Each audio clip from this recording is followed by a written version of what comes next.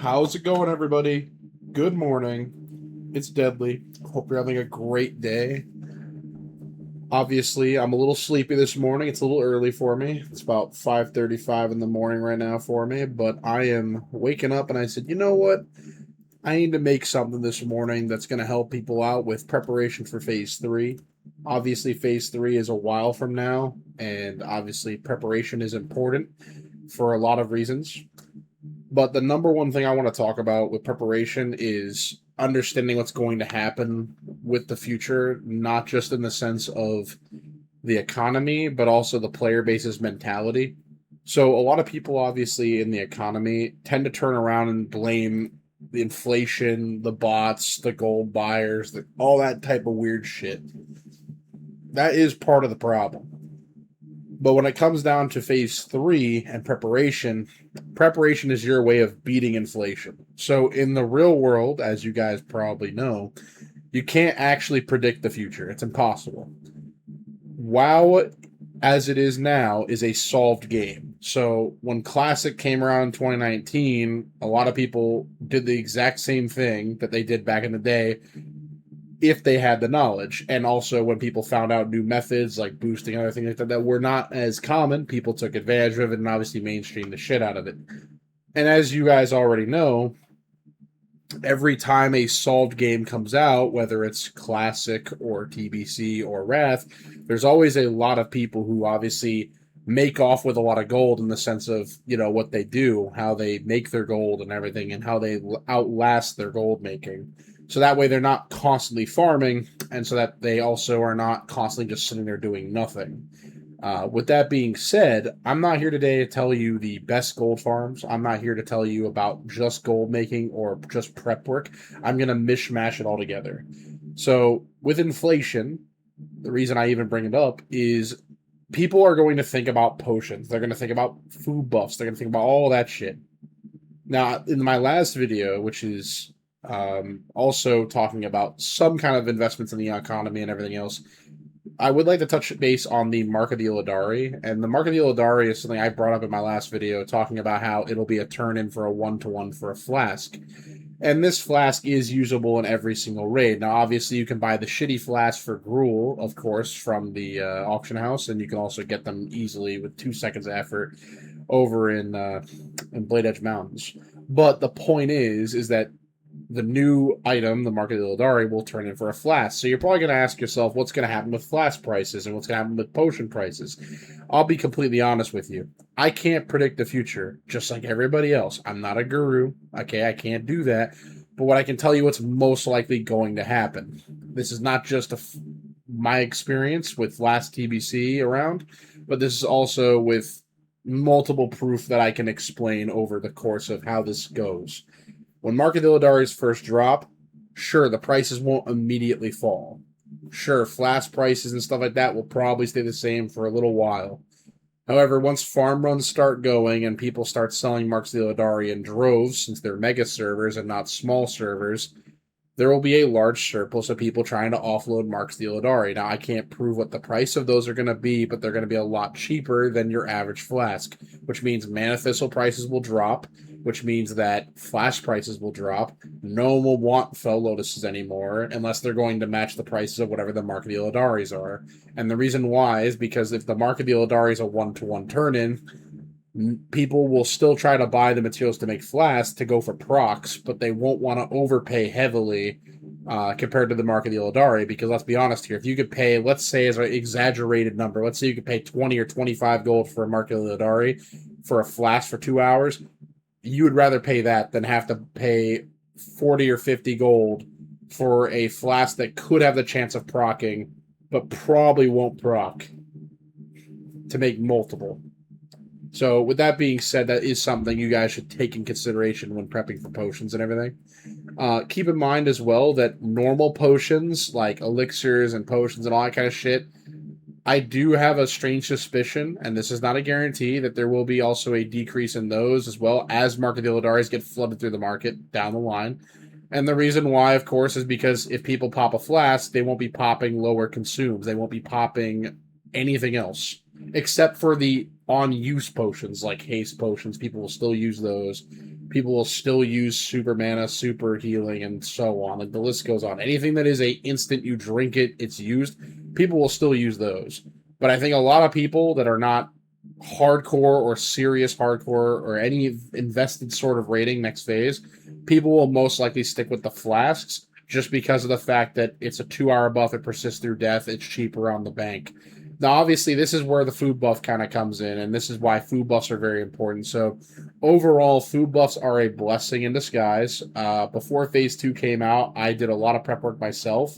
Now, I don't know if this will pull up the same time. It should. No, it won't. I'll have to click on my crafting again because it'll turn off. But I'll just show you guys for a brief moment because I'm crafting while we're doing this video. But the Fisherman Feast, I invested into a shit ton of these huge spotted Feltails for my guildies, and I bought them like for almost like nothing. Like it was a no-brainer. And now I have over 5,118 of them crafted, ready to go in case a tank in my guild needs it or in case I want to sell them. But I like to give them to people, so that's why I went through the effort to do it. I could have gotten more, but I'm sure you guys could probably guess. Stacking of 5 and then loading them in the mail, it takes a while to go through all that shit and then craft everything and then flood the mail again. So I didn't want to overdo it with one item.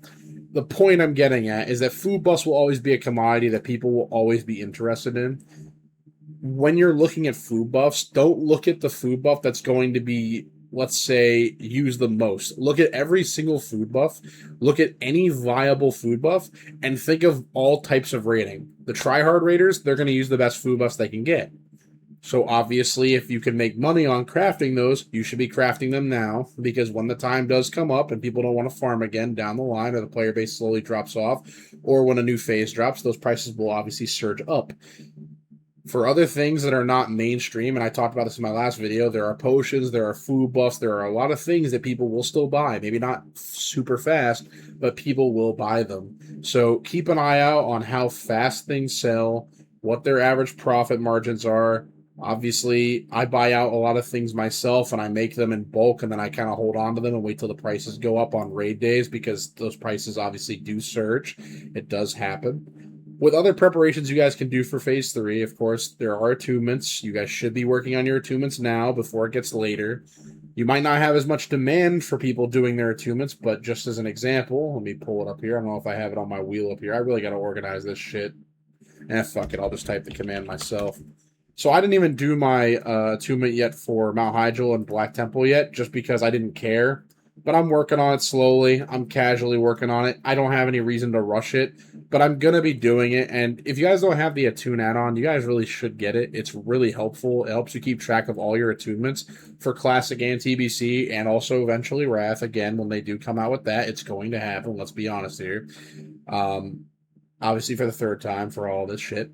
Now, I'm not sitting here telling you you have to do this. I'm just saying that you really should do your attunements sooner than later. It's another big prep you can do as we get closer to TBC Phase 3. And also, you don't want to be slacking, because then when the raid does come out, you're not just sitting there with your hands in your pockets going, oh, well, I had all this time, and now you have nothing, right?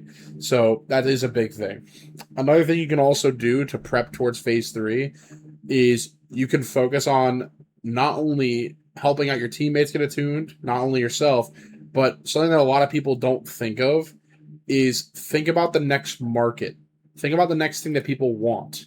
So, for example, if we go over to Tempest Keep, which is this phase, okay? This phase, there are tons of items that can drop here, right? Just like you guys already know, Belt of Blasting, just like in SSC, can drop there. I got Belt of Blasting week 1, okay? These sell for a shit ton of money. They still do sell for a good bit of money. Not as much as they used to off the launch, but it's good. But you have to ask yourself, what does it use to make it? The Nether Vortexes, of course, you have to get them in a raid. The other two things, these do sell, and the prices did inflate for a short amount of time. So you could take an example out of Mount Hyjal. You could look at all the recipes and say, oh, well, these are all jewel crafting. This is different because we can't get these recipes yet, and we can't get the gems yet. You're right. We can't. But then if you go to Black Temple and you look at the patterns that can drop in Black Temple, similar to the other raids, there are other things that drop that are made with stuff that are not dropping in the raids, like Primal Mana, Spell Cloth, Bolt of Imbued Netherweave. Now, I'm not going to say that this is going to be a be-all, end-all, But if you see these cloths going for cheap, you might want to keep an eye out on the prices. Same thing with the primals, the hardened adamantite, corium. Corium does get used a lot, and same with felsteel. Like there's a lot of recipes, as you guys can see as I go through it. There's a lot of things. Heavy knot hide. I have a lot of investments into that. Like wind scales, people fucking sell this shit for nothing. Sure, is everyone gonna want this every 5 seconds? I can't tell you. I'm not running a class that's gonna use that. I'm not an expert at every little thing in the game. And I wish I was, but I'm not. I just try to help people out with the things that they do need to know. My point I'm getting at is prep the things that you have knowledge of and don't just think, oh no, I'll figure it out when we get there. Because if you do that, you are going to suffer. You are going to complain about it. And let's be honest here, you're going to be this at phase 3. You're going to say, oh no, I'm not ready. Oh no, I don't have enough gold before it consumes. Oh no, I don't have this. Let's be honest here, people.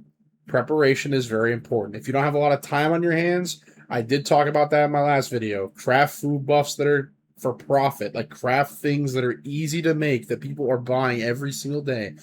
If you don't have cooking, level it up. It's super cheap. It's affordable to level up. It's so cheap.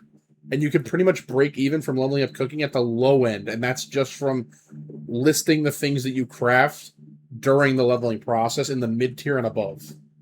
Because some people do buy those when they're leveling, and they do buy them to level faster. It's not as often, but it does happen. Now, obviously, not just about the economy and the attunements and all that other shit, I do want to mention one other thing that's also kind of important.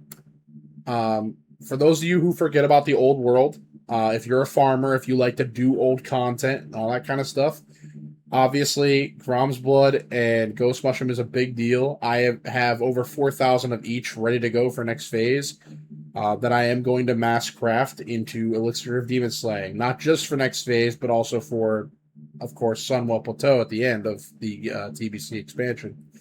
So my prediction for that is that Elixir of Demon Slaying is not only going to sell a shit ton during next phase, but it will also sell for a ludicrous amount at the end of TBC, because when everybody wants to do Sunwell, all the tryhards, they're going to pay double. And whatever the price is, they're just going to pay for it because they want their tryhard parses. They're insane. That's what they want, right? So to accommodate that type of logic, I'm going to prep ahead of time. So, for example, I have over 4,000 of each of those herbs. I'm going to craft 4,000 Elixir of Demon Slaying. Let's say on average, I proc, let's say 10% of the time, right? Let's say I get 4,400 potions at the end of the fucking time, right? I'm probably going to keep 2,000 of them for the guildies because I bought them all as an investment, of course.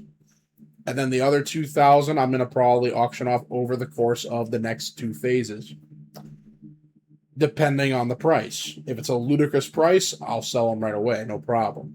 But if it's not, I might hold on to them for, of course, Sunwell. And the reason why, of course, is that these are a melee consume. They're not a caster consume. And they are huge, but they're not like, oh my god, I have to have one every waking moment. But if you're a tryhard, you're going to want them. So, with that being said, consider the things that you know, consider the things you don't know, and come up with ways to make gold and prep for the future. Don't just think of whatever comes to mind and go, oh no, I need to panic. Think of something to go out of the box. And before I end the video today, I just want to leave you guys with a quick story of some logic of how to make gold, okay? As a small example, during Classic Anniversary, at the beginning, the hardcore servers were announced for Anniversary as well, right? When that happened, as a way of making some good side gold, I had a character leveled up on there that got level 20, and I let that character sit in Elwyn Forest and Westfall, and I did nothing with it. And all I did was kill low-level mobs, sell the greens on the auction house for a good amount of gold, because everybody dies in hardcore, and they obviously need to get their characters leveled up faster, so they go to the auction house, they buy gear, whatever. And then I take that gold and I hold on to it, and then I watch the auction house and I buy for 2 silver to 9 silver fused wirings. Then I would sell them on the anniversary servers for a free transfer that Blizzard would give you if you died on a character. I'd have a mule character like everybody else, which people do that for the hardcore servers. People do have characters that they throw their shit on, they bring it to the other server if they die, whatever. Point is, I took those fused wirings, brought them to our server on anniversary during the classic portion, and I'd sell them for about 3 gold to 5 gold per because people would use them for repair bots. That is a 300 to 500% markup. Well, sorry, I misspoke on that. I believe it's 3,000% to 5,000%. I could be wrong on the exact number here. I'm sorry, I'm really tired right now. But the point is, if you come up with systems like that and you think about things that no one else is going to come up with, you're going to come up with an economy out of thin air. It's not about being an entrepreneur. It's not about being smarter than the other guy. It's about thinking about the things that no one else is going to do and making gold from it. There are people that sit at the Dark Moon Fair and make gold off of that every month it's here, okay? There are people that check that shit every 30 minutes and they get free money from just sitting there. They buy a Black Lotus. They sell the auction house for like 70 gold. Like, come on, guys. I know, it sucks. You have to log into your alt that's at a vendor. Oh no, boo-hoo. Oh, I don't have time for that. Park your character there. Check it once a day if you have to. Like, when the event's up, like, it's easy extra gold. Do the methods that work. Don't do the thing everyone else is doing. Break the cycle. Think of the things that work. If there is a proof system, use it to enhance your system. For example, the Elixir of Demon Slaying, everyone knows about that. All the people know about that. People know about Flash. People know about the Mark of the Hour. All these things people know about. But what people forget is that they don't act upon their knowledge. They just say, oh, I'll get to it when it comes out. Be preemptive and be prepared. Do not be lazy. Trust me. You will feel 10 times better by the end of it. With that being said, I'm going to let you guys go for the day. A little bit of a long video, I know. As always, I don't like to edit my videos, so again, sorry for a little bit of rambling here and there. I do like to kind of give you guys the raw and unfiltered version of, kind of what I like to do is help people. If there is any content that you guys would prefer in the sense of like a focused video, I will do my best to try to, focus that down for you with less rawness to it, I guess you could say, without it sounding weird.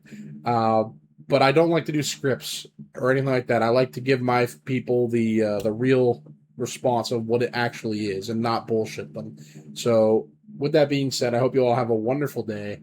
And if you guys have any questions or anything like that, feel free to leave them in the comments. And obviously, I'll catch you in the next one. And I hope to make a video real soon and give you guys more content.